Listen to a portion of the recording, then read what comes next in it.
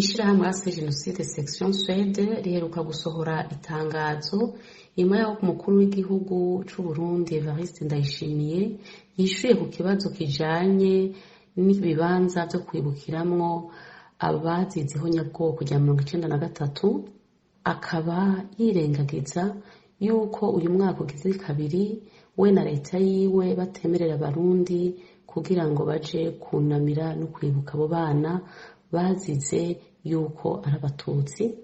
Vyerekana neza yuko we nayo leta bariko bazimanganya ibintu vyose vyerekana ko igihonyabwoko ryabaye. Ivyo navyo ntibitangaje kubera ko abagize leta yiwe nizanzira guhemuka zaduhemukiye 1993 zikadutwara abavyeyi, abavukanye, inshuti n'abagenzi, gushika uno musi imyaka igiye kuba 30 aho batawe mu binogo rusangi, mu buzu bwa sugumwe no mw'ishamba, bakaba batigeze bashinguranwa iteka. Ntawuhakana yuko mu Burundi habaye ubwicanyi mu yindi myaka, mugabo twashaka kwerekana neza ko 1993 harishwe abana, harishwe abatama, harishwe abatamakazi, ivyo bintu bikaba bitigeze bihanwa. Muri ishirahamwe ryacu rero turabona yuko kuri ubutungane arico kintu conyene gishobora gukiza igihugu, kubera ikibanza c'umuntu yagize ubwo bwicanyi, yagize igihonyabwoko si muri leta, ni imbere y'ubutungane.